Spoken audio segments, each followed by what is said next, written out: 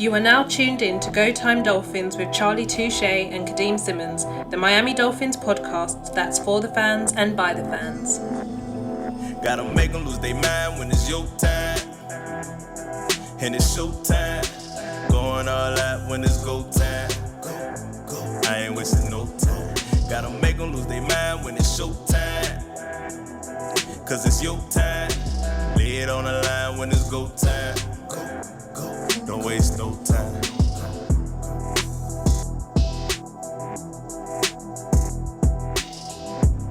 This is a really big week for the Miami Dolphins. As it currently stands, off the field, Tua is leading the entire NFL in terms of Pro Bowl votes. So Tua could be reaching his first Pro Bowl, which could be quite fun, quite interesting. Kind of like I think it's a fan-led vote, but even so, I think Tua deserves it nonetheless.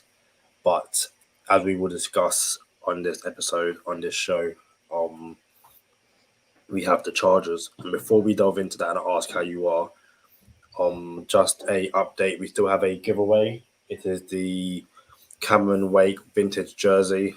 All you have to do to enter the giveaway is email us at gotimedolphins@gmail.com with a picture that you have subscribed to our YouTube channel. I believe at the time of recording, we are 27 subs away from reaching that all-important 1,000 sub mark. So if you are listening to this, or if you're watching this, and for whatever reason you haven't subscribed to the channel, be it just because, you always watch the show, but that one extra click, give us that one extra click. It means a lot. We appreciate our very first subscriber. We'll appreciate the 1,000 subscriber. We'll appreciate the 10,000 subscriber. So after all of that, Mr. Charlie Touche, how are you? Flexing.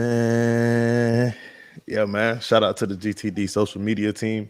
We rock with all y'all. Shout out to George. Shout out to Wolf. Shout out to Shane. Shout out to Kadeem. Shout out to Charlie Touche. 5-yard lead. 5-yard lead. What's up, man? What's happening? Y'all know what time it is. It's Go Time Dolphins, the Miami Dolphins podcast that goes not only across the pond, but across the world. I'm your boy, Charlie Touche. I got my co-host, Kadeem Simmons, with me. It's always for the fans and by the fans. Your favorite podcast. Week 14, Miami at LA. Chargers. Tua versus Herbert. Although it's not Tua Herbert, that's what the media do. And in some way, we're kind of like cousins, like related to the media here on this podcast. So we got to hype it up too. Kadeem, Tua NO versus Herbert. That's what we're going for?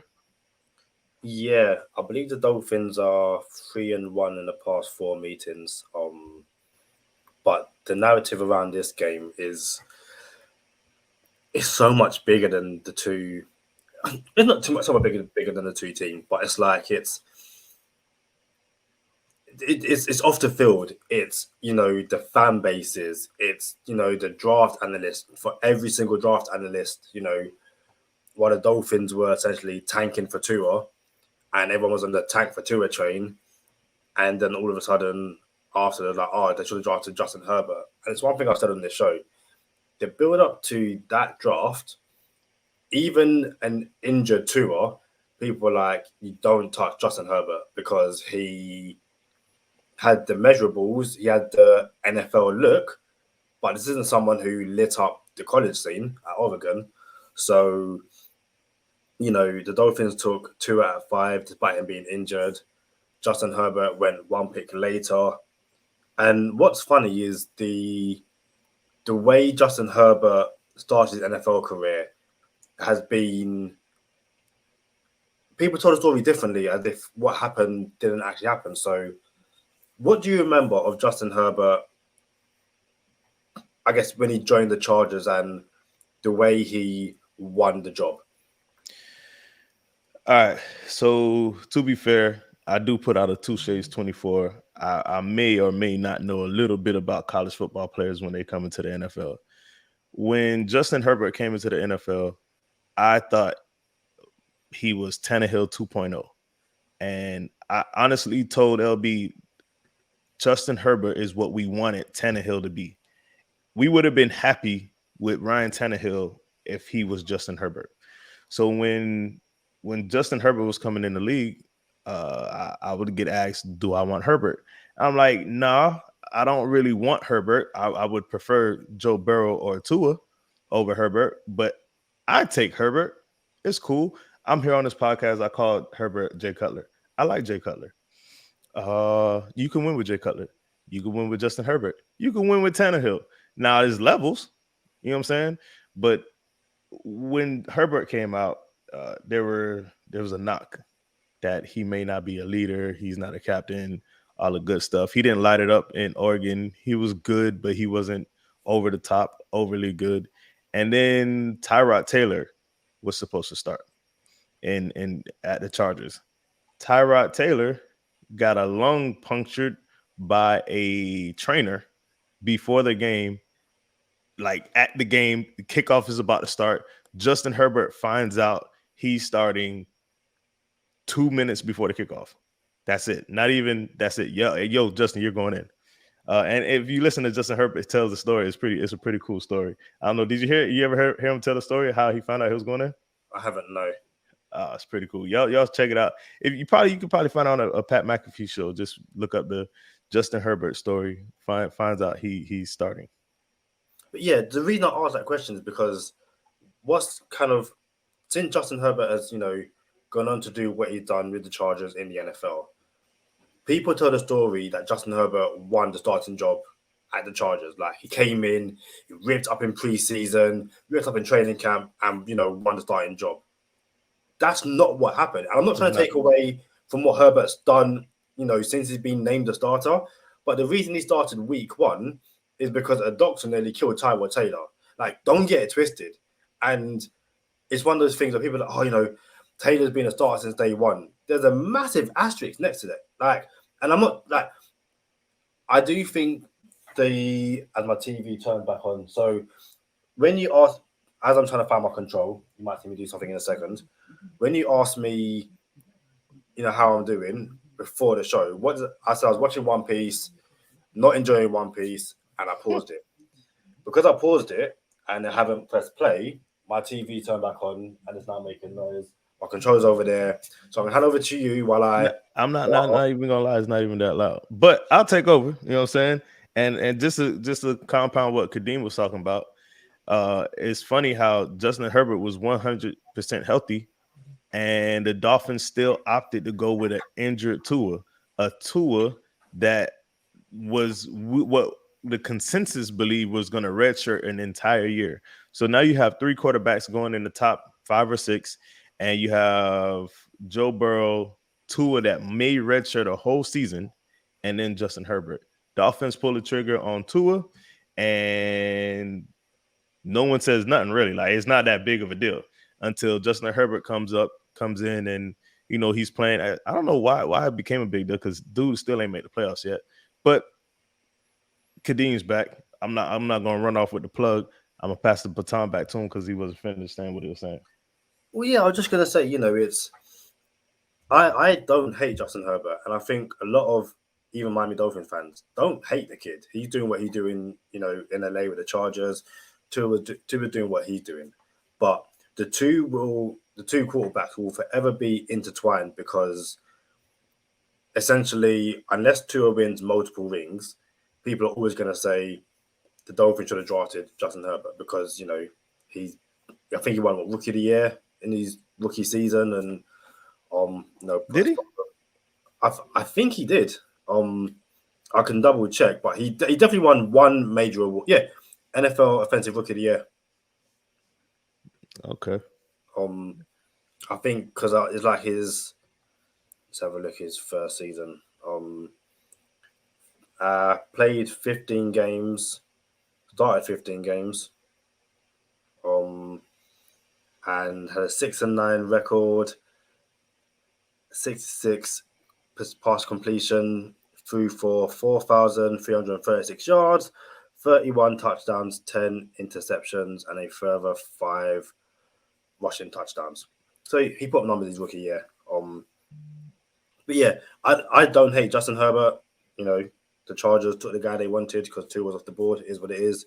But this game is just going to be this big game going to be full both on the field and off the field, in the media, by the fan bases. It's going to be a very interesting one.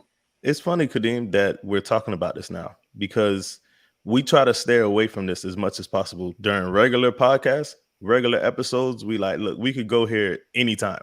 We could go to the comparison anytime. We could go to the tool talk anytime. We can go to the slander, all that. We could do it anytime. But now it's almost like, well, this is the week for it, and this is the episode for it because we happen to be playing the Chargers. But it's funny that this is a thing because I don't hate Justin Herbert. Some people think I hate Justin Herbert. What I hate is the fact that Justin Herbert doesn't get the ridicule that Tua got when Tua didn't have any of, I don't want to say the ridicule. Tua did not receive the same grace that Herbert is receiving now. That is it. In a nutshell, that is it. It's that simple. Like, wait a minute. Y'all didn't give Tua this grace when Tua didn't have nobody to throw it to. You know what I'm saying? Y'all didn't give Tua this grace when Tua was playing behind the 32nd ranked O-line in the NFL. So I don't appreciate that. So then it sounds like I hate Herbert, but I really don't. So the big deal is this.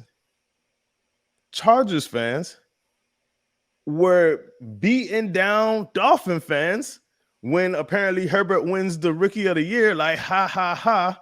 Y'all got the lemon. Your quarterback is trash. And we got Herbert. You should have took Herbert. So in essence, like the Chargers fans were making fun of the Dolphin fans because we didn't take Herbert. Like they were mad kind of because we didn't take Herbert. Like, why are y'all mad at us? Because we didn't take the quarterback that y'all happy with. It was bizarre. Like, yo, y'all should be happy we didn't take the quarterback that you are happy with. Fast forward the script. Tua gets a team. Tua gets what Herbert has had in the past 3 seasons. And by the way, this is an actual stat. Justin Herbert played with 10 Pro Bowlers in 1 season and still hasn't made the playoffs. That's an actual stat. So for everyone who says, oh, if Justin Herbert had Tyreek Hill and Jalen Waddle, he'll do X, Y, and Z.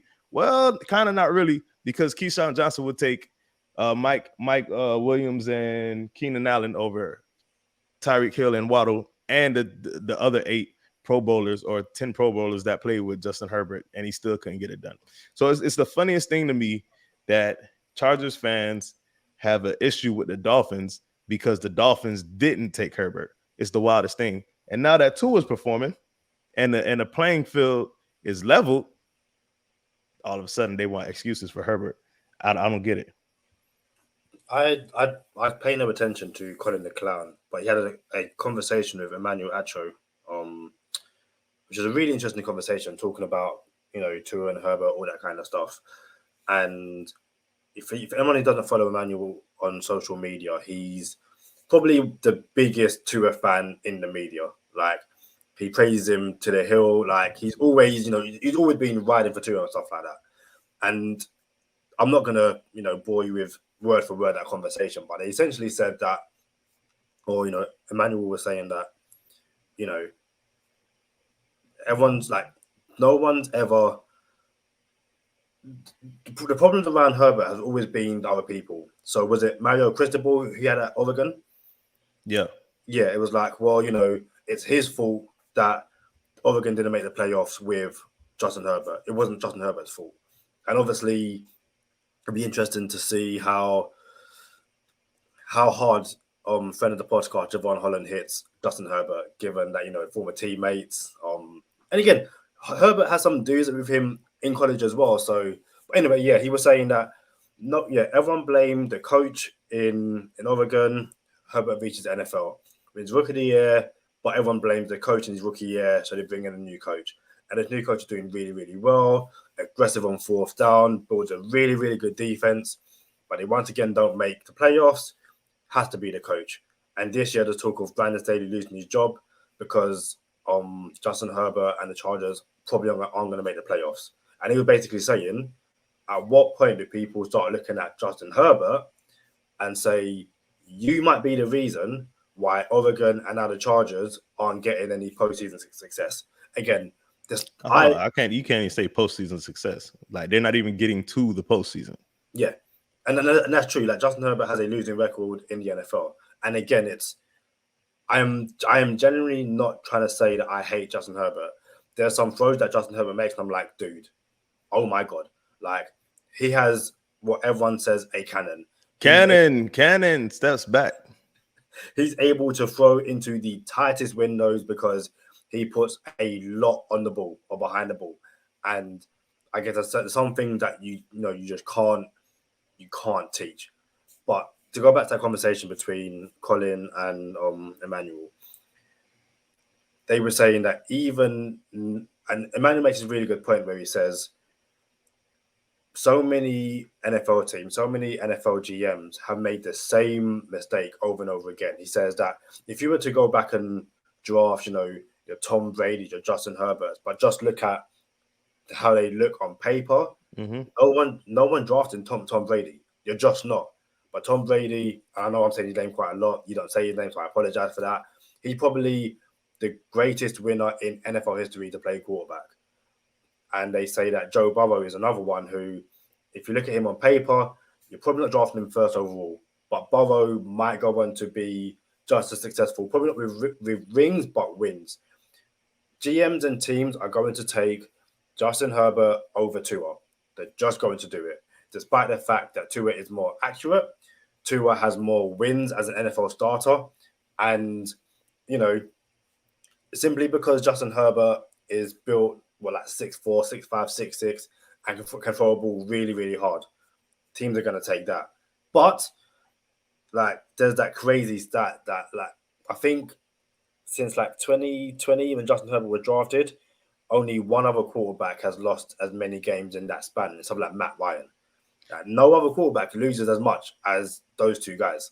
And since 2020, Justin Herbert leads the league in pick sixes. Factual. So Emmanuel Acho, you said he's the biggest online Tua fan. I would argue, I don't know if he's a Tua fan, but I think he is an opportunist. When every pundit or personality on TV was getting on Tua, he was like, you know what? Let's go against the grain and let me defend Tua. So I don't know if he's a fan or if he just seen the opportunity of, while everyone's getting clicks for disliking Tua, let me go to the opposite end of the spectrum and get the clicks for liking Tua. And he's doing a good job at it. So we appreciate him. He's cool. And something funny that we never shared on this podcast, Kadeem, and I'm going to share it with y'all right now. Never shared this on the podcast. And Kadeem reminded me, so I'm going to bring it up. Javon Holland was a teammate of Justin Herbert. And a lot of people don't know Javon Holland was chilling in the crib. Me and Javon Holland chopped it up. We was chilling in my crib, just cooling, talking about stuff. And this is before we got him on the podcast. And we were just talking in the crib and talking about all kinds of stuff. So when I asked him to get on the podcast, he was like, yeah, what we going to be talking about and stuff. Because if you remember, it was turmoil around the team. The media was still coming down on Tua. Watson was still the conversation. I think Flo had just got fired, right? This was post Flo's firing when we got Javon Holland. So when he was like, well, what are we going to be talking about? And it was my decision. I like, listen, bro, I'm not going to ask you about Flo. I don't want that type of attention. You know what I'm saying? And then it's funny because I think I told Kadeem at the time, I'm like, yo, if we say anything about, and this is unbeknownst to Javon Holland, if we say anything about Justin Herbert, Javon Holland's going to be like, oh yeah, that's my boy, that's my dog. And then everyone's going to take off like, oh, Javon Holland loves Justin Herbert more than Tua. Like, bruh, that is not what this is. You can't even say, oh yeah, that's my dog. You know what I'm saying? So when Kadeem was like, oh, I wonder what it's like when Javon Holland gets to Herbert. I doubt it's going to happen this game because we don't scheme up the same pressures anymore. But it's funny that we had to navigate around certain things because of what Dolphins Twitter does and what people do to people's responses.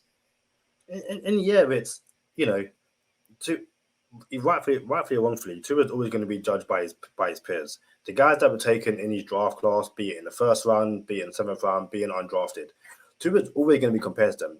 You know, there's nothing wrong with that. It's just that when they come to the Tua and Justin Herbert conversation, there's never no nuance, there's never no balance, there's never no look at, you know, both of their surroundings.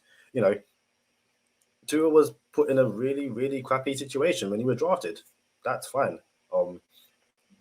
You know, Charlie and I were talking off air the other day, and I'll use this word again because Charlie, you never heard me say it. Tua was put in a pants situation. And A what situation? Pants. Like, I always thought that was an American thing. Maybe it wasn't. But yeah, listen, it's going to be let's, you know, talk about the game on the field. It's going to be a very interesting game. It's a very, very, very banged up Chargers team. Like, you know, that's not making excuses for them, but it's facts. You know, the Chargers are banged up. The Chargers aren't healthy. I don't even think Justin Herbert is 100% healthy. But both teams will go out there, both teams will play the game and, you know, do everything they can to try and win the game.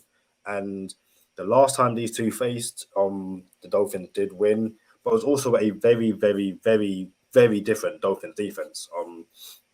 We spoke briefly after the 49ers game about the Dolphins defense and, you know, just how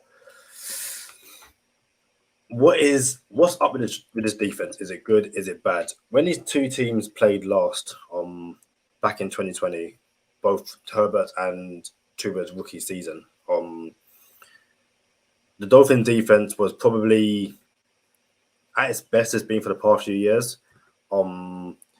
They just, like, Justin Herbert went 20 for 32, 187 yards, 2 touchdowns, 1 interception, but they just swarmed at him, and we don't have that defense no more.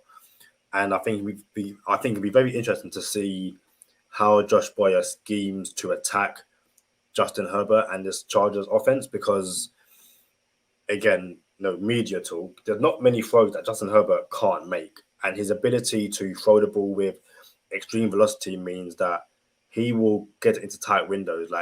And he's also a quote unquote fearless quarterback. So if, you know, Josh Boyer does decide to send friend of the podcast Javon Holland off the edge on the blitz, Herbert's going to stand there and take that hit, and he's going to throw the ball at the same time. So I put it to you: do you think, I'm not going to say it's a get right game for this Dolphins defense, because I don't think that even exists anymore, but do you think this defense will have enough to hold the Chargers to 20 points?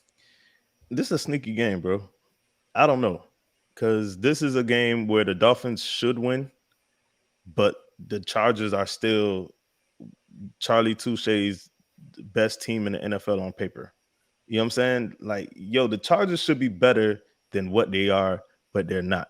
So the Chargers are always dangerous. Almost like the Lions. The Lions are dangerous. I thought they were going to lay down and pack it in, but they never would. They have a never die mentality. And the Chargers just have so many good players on the team. It's where it's like, yo, y'all should be in every single game. The Chargers should be in the last possession of every game. Now, if you lose every game, if you lose 7 games by one score games, if you lose 1 score games and there's 7 of them, then that's different. You were fighting and you came out on the wrong side, but good teams find a way to win. So it's tricky with the Chargers. It's not just running there. The Chargers are doing bad this year. Let's go beat them down. What we have going for them, though, Kadeem, is our offense. And I know you asked me about the defense. I don't trust the defense. I don't trust Josh Boyer. I didn't before the season started, actually. I always said, I would prefer to have the offense on the field if the game is on the line. And I don't trust the defense. So there's a chance that this game is closer than what we would like. But what we have going for us is the offense, though. I don't think the Chargers offense can keep up with our offense. And it's that simple. It's in a nutshell. I think Tua had a bad game. And if he's the Tua that I think he is, he's going to bounce back like all the other all-pro quarterbacks that we've seen in our lifetime. Like, yo, I wet the bed. Watch what I do next game. It's a wrap for everybody. And I think we might get that this week out of Tua. Yeah, definitely. Tyreek Hill spoke in the media this week and said that, even the greats have bad games. He's like, I have dropped a lot of passes in my career. Tua, again, Mike McDaniel said it, Tyreek Hill said it. Tua did not have a good game against the 49ers. But he was like, my boy Tua is going to come out on Sunday and, throw 6 touchdowns. He was like, Tua is going to bounce back. And, if you go back and watch the tape against the 49ers didn't scheme up pressure, and that's what threw Tua off. Tua just had an off day. Tua probably left about 150 yards, 200 yards on that field. And I don't think that's an exaggeration, because he was, 10, 15-yard passes, just sailing them totally. And against a banged-up Chargers defense, Mike McDaniel should scheme to take advantage of that. The one thing I think he needs to do, and not because Tua had a bad game last week, but because it needs to happen, he needs to run the ball more than 8 times this week. Like, I don't understand how, and maybe that was always the game plan. There was a lot of quick throws to Alec Ingold. Maybe that was the run game last week. Mm-hmm. But, Raheem Mostert's a week healthier. Still got Jeff Wilson. Let's run the ball. Let's control the clock. Let's assert our dominance, because Mike McDaniel will be able to scheme passes. That's the one thing we know he can do. We generally thought that going into this season, the Dolphins will be one of the best running teams in the league. They're not the worst, but to me, the more bottom 16 than top 16. And I don't think we can go into a primetime game on Sunday Night Football and only run the ball 8 times. Like, that just can't happen. Primetime game, good game. Yeah, I genuinely want to stay up and watch this game. But for those who don't know, I am not a holiday person. I don't take work holiday. And I know UK work holiday and US work holiday are 2 completely different things. Like, at work, I'm entitled to 30 days off per year. And I had a meeting with my boss back in like October time. And he was like, you've got essentially 30 days to take between now and the end of the year. So I've been off the entirety of November. I go back to work on Monday. I'm not sure I can stay up to watch a 1 a.m. football game and then record a podcast at like 4 or 5 in the morning. Like, I'm not sure I can do it. But I also know I kind of want to be up and awake for this game, because this game on Twitter is going to be either the best thing in the world or the worst thing in the world. Like, if Justin Herbert throws a 4-quarter pick 6 to seal the game, I want to be there. If somehow I want to make sure that I'm sleeping and I wake up, tell the squad, you know what? Yes. So I said to you off air and I'll say to you on air so everyone knows, I don't know whether I can do a primetime podcast for this one, but mess around up at 1 a.m. in the morning, I'll see how I feel.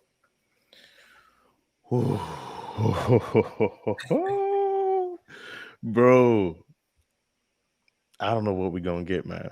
But I do know they're going to make excuses. Chargers fans are already tossing excuses out there. Man, I cannot wait to see what happens. But now that's too good to be true. A pick 6, like hold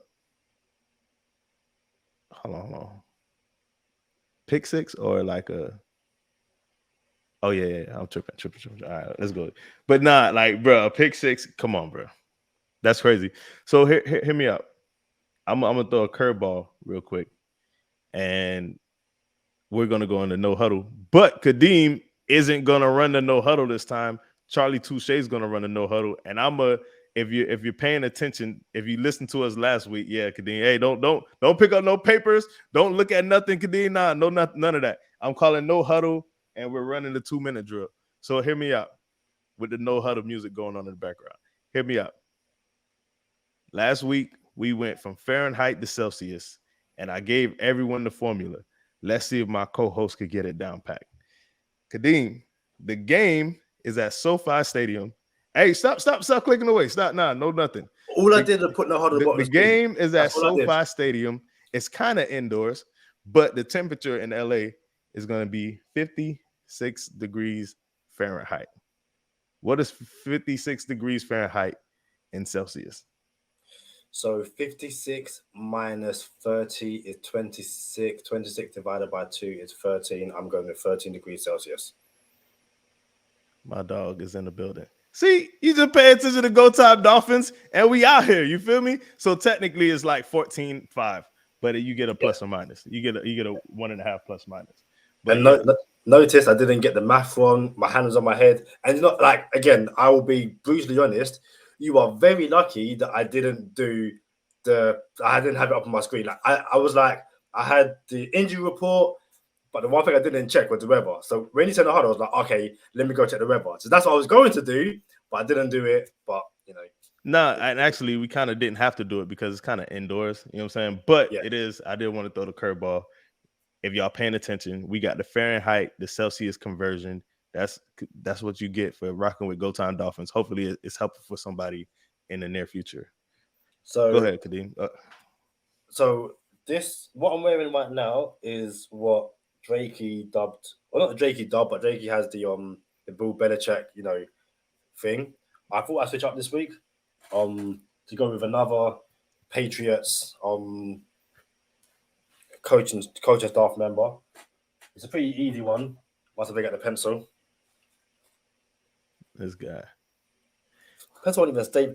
I don't know how Matt Patricia does it with glasses and the pencil behind the ear. Technically, he doesn't even need the pencil anymore either. Everything's on the tablet. Or laminated.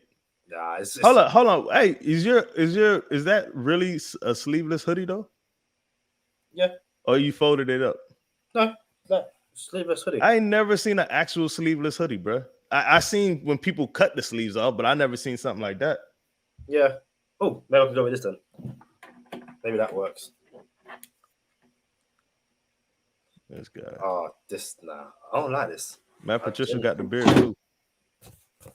I think mine's better, but it is what it is. So, Miami Dolphins injury report as of Wednesday. I don't have the Thursday one just yet. So, the Dolphins are slowly getting healthier, very slowly. Liam Eichenberg was designated off IR, but this game is way too soon for him. As of Wednesday, Teron Armstead and Melvin Ingram did not participate, but Melvin Ingram does not train on Wednesday. That's his vet rest. And there's still a chance that Teron Armstead does play on Sunday. I think he took part in some light stretches on Thursday, I believe it was. Again, as of Wednesday, Teddy Two Gloves, Raekwon Davis, Eric Rowe, Durham Smythe, Tua Tagovailoa, Jalen Waddle, and Justin Zimmer were all limited, while Jerome Baker, friend of the podcast, Mars Gaskin, Robert Jones, and Kader Kohu were all full participants. Just a few noticeable ones on the Chargers. Derwin James did not participate on Wednesday with a quadricep injury. Sebastian Joseph Day did not participate. Trey Pipkins III did not participate in training. Corey Lindsey was limited due to a concussion, and Mike Williams and Kenneth Murray Jr. were also limited. I would expect Mike Williams to be able to go on Sunday, same way that Debo did. But, the Chargers, like I said, are not healthy, and who knows. What do you have over on fantasy? It's fantasy football playoffs for some of us. I know some fantasy football leagues, they go all the way down to week 17 and 18, and then you're playing backups for your championship. That's not really how I run my leagues. I like for it to be an actual team playing in the playoffs. So when you get to your championship, it's still real players and not your third string or fourth string people. So right now we're in the playoffs. Just started this week in the Go Time Dolphins podcast league. And shout out to everyone who made the playoffs. Shout out to Miami Vendetta. Shout out to Same Old Dolphins. Flip a Main Mick. Fin it to a win it. Bucket Hat Season, and Fort Myers Fanatic. Sherrod Steve, you are fired. You had the best team, bro. Your team was stacked, bro. Like, yo, and I had a middle of the road team. I tried to get in there, but man, I don't know how you did that, Steve. But yeah, shout out to everybody who made the playoffs. Um, good luck to y'all boys. The returning champ is still in the playoffs, so maybe he could defend and get and bring home a ring. But it's fantasy football. Two is a lock. You might. I'll say a term that I don't care to use on a podcast, but you might wet the bed from time to time, but lock them in. Tyreek Hill, lock him in. Waddle, lock him in. Jeff Wilson Jr., what's up? So Jalen Waddle is carrying an injury, and he said he probably will go. But does that injury, and I think he only had one target last week, I think the injury played a part in that. Would that lean you towards not playing, not starting Jalen Waddle? This is where I stand with Jalen Waddle. Jalen Waddle said he was going to go earlier in the week. When a player is injured, I think they're gonna blow all kind of smoke, so the opposition won't know how to prepare. Like, all right, well, if Waddle plays, if Waddle doesn't play, this is fantasy football, so we're leaning towards if he's playing, you're playing Waddle. There's never a situation where Waddle plays and you say, hey, I'm not starting Waddle. Like, you have to start this man if he plays. So I'm locking him in pending he starts. If he doesn't play, then we don't play him. You see what I'm saying? If he's out, he's out. We take him out. But if he's playing, we start him. And anything can happen, honestly, if I'm being real with you. So Jeff Wilson Jr., 10 teams or less, I'm not going to start him. Not going to start most of it either, 10 teams or less. 12 teams or more, I'll start both of them. We're benching Gesicki, we're benching Jason Sanders, and I'm choosing another defense. I don't trust our defense right now. Chargers got some weapons over there. On the other side of the ball, I'm starting Herbert. I'm starting Austin Eckler. I'm starting whatever receiver they have over there that's able to start. If their receivers are playing, start every receiver you can for the Chargers. I think they're going to have a day, and there's a chance that this game goes over, if I'm being real with you. What's the tight end's name? That's my dog, Gerald Everett. I believe so, yeah. Start him too. That's my dog.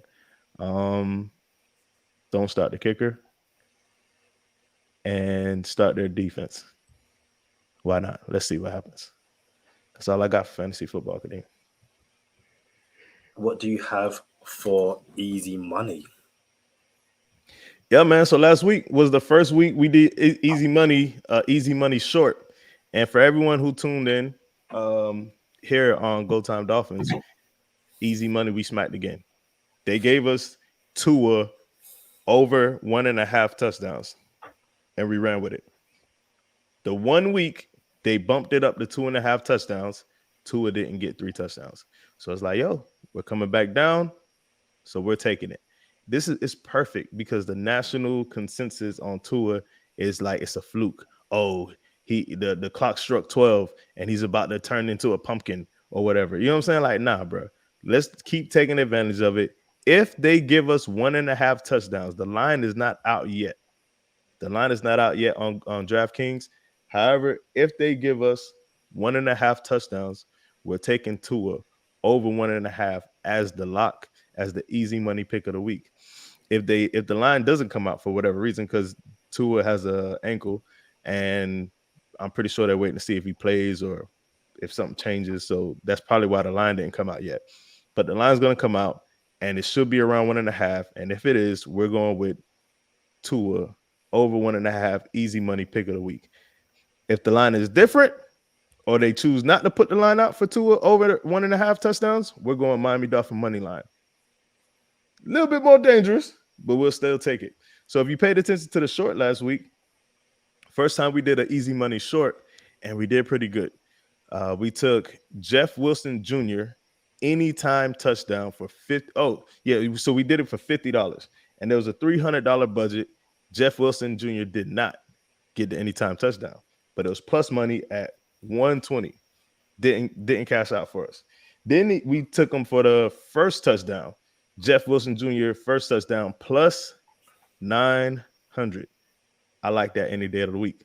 None of these lines are up right now, and I hate it because I would do that too again this week. But that didn't cash out for us. But what did cash out for us was Tyreek Hill over 6.5. They dropped it down from 7.5 to 6.5. I told you if it's ever at 6.5, it's just like Tua over 1.5. So we took that, we cashed that out at 164. Then we hit the pick of the week with Tua over 1.5, and we cashed that out at 174. Walked home with 339-ish, and we made $39 profit. But messing around, Jeff Wilson Jr. got in the box for us. It would have been a whole different ball game. So we didn't lose no money. We made a couple of dollars. Fill up your gas tank with easy money at a minimum. We're going to try to smack this week.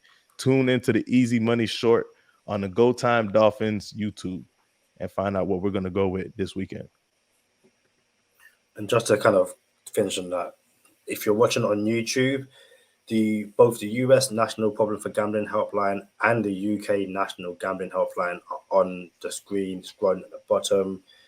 If you need help, if you think you have a problem, cool. Like especially now, like do it anytime. But it's Christmas. That money, let's gamble responsibly. I'm not a gambler. I hate losing money. Just gamble responsibly. You coming over to bonus time, Kadeem? Yeah. You had something you wanted to do on this side of bonus time? Yeah, because I had a question to ask you in bonus time. I completely forgot what that question was. If it comes back to me, we'll do it in bonus time. If not, then But once again, guys, Miami Dolphins jersey giveaway, a XXL Cameron Wake vintage orange jersey. All you have to do to enter, email us at gotimedolphins@gmail.com with a picture that you subscribe to the YouTube channel. Shout out to Tom Bolton for giving us the jerseys to give away. We're so close to 1,000 subs, guys, so hit that sub button. Y'all know what time it is. Stay positive, test negative. For Kadeem Simmons, I'm Charlie Touche. Thank you for tuning in this time. Make sure you catch us next time on Go Time. Already. Gotta make them lose their mind when it's your time. And it's show time. Going all out when it's go time. I ain't wasting no time. Gotta make them lose their mind when it's show time. Cause it's your time. Lay it on the line when it's go time. Don't waste no time. Gotta make them lose their mind when it's your time.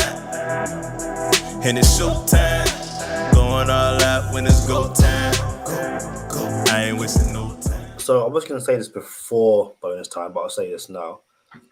There's a stat out there. A high percentage of passes to a running back this season. And Justin Herbert leads that stat at 28.5%. So it's probably going to be a game in which, again, in the nicest way possible, like I like Duke Riley, good linebacker. Do not put Duke Riley on a running back. Last week I saw that way too often for my liking. It's who you gonna put on the running back, Kadeem? Not Duke Riley, and I think that's more of a. But who you gonna do? What you gonna do, Kadeem? Let me finish. Like yo. All right, I'm listening. Can I speak? All right, go ahead. Thank you.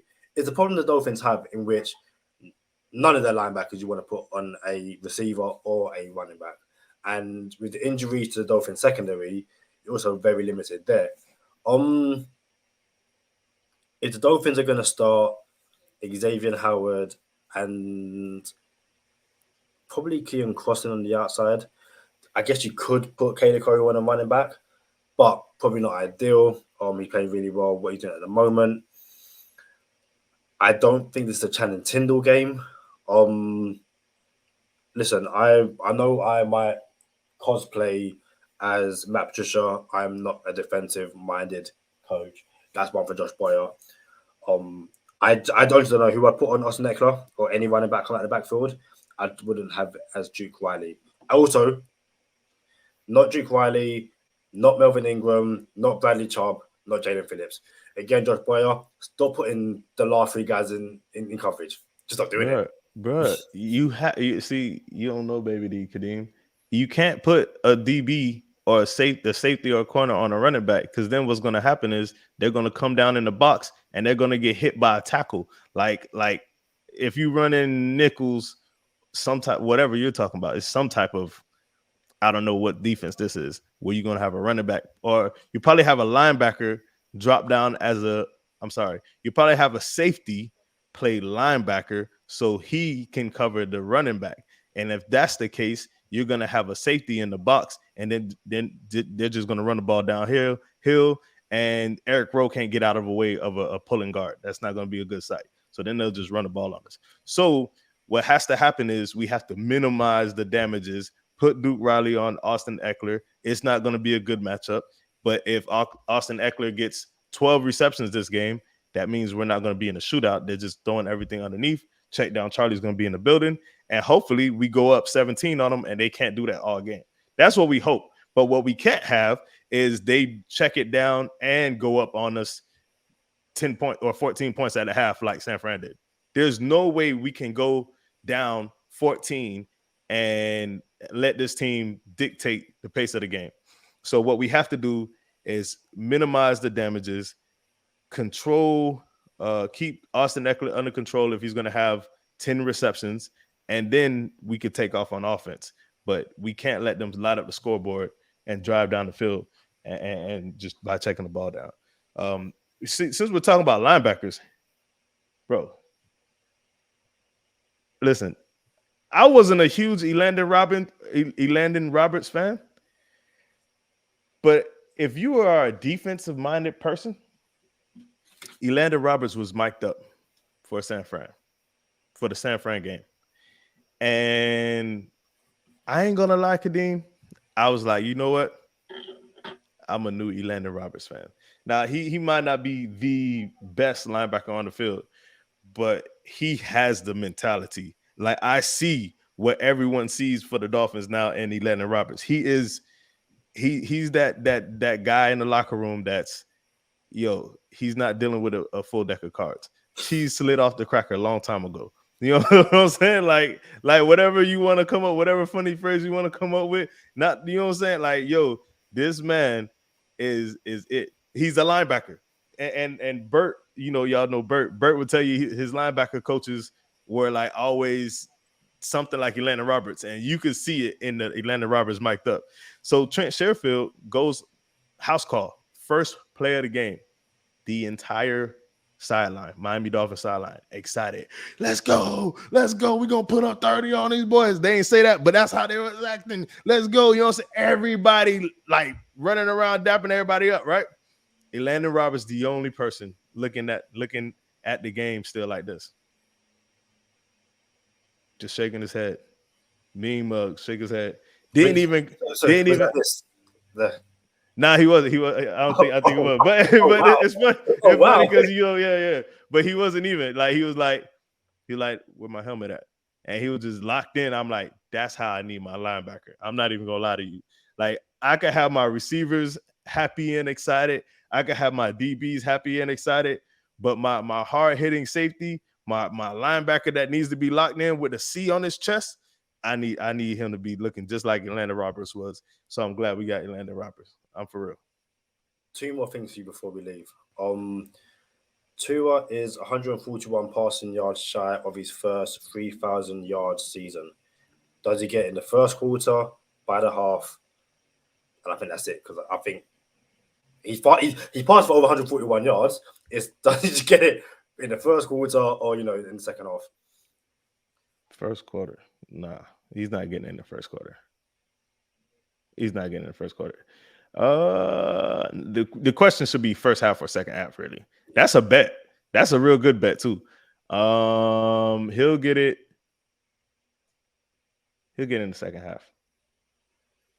Second half, Tua goes over, and he gets closer to Touche's Tua ticket on DraftKings. I hope y'all got in that Touche's Tua ticket because we're looking real good right now. Tua Ningamano Olipola Tagovailoa goes over 3,800 yards passing, over 25 touchdowns on the season, and the Miami Dolphins go over 10 wins. I like where this is going. And my final thing for you, I just remember what it is. You were capping on social media the other day Capping, yeah. You were capping. For those who don't follow us on social media, I saw a tweet which was, I think I've got it here. I won't put it up, but yeah. So UFC on BT Sports said we are back. UFC 286, March 18th, O2 Arena, London. Charlie put some emojis on there. To cut a long story short, Charlie said, I might come to London for this card. Charlie said he might. Listen, for those who don't know Charlie was saying, I'm coming to London next year. I'm coming to London. Maybe first quarter. First quarter, UFC card in London. Charlie's like, I might be there. Dude, you all the way capping. You are in London. I know you're in London. Bruh. There is no way the UFC's in London and Charlie Touche is not there. Bruh, in London, and I said I was coming to London in the first quarter. Oh my goodness, bro, this is it. It's lined up. Everything's aligned. So yeah, I might be in London for that. I might be in London for that. Listen, the only might for me is he might stay for a week. He might for a week. Like, again, over under Charlie Touche in London for a week and a half. Like, take the over.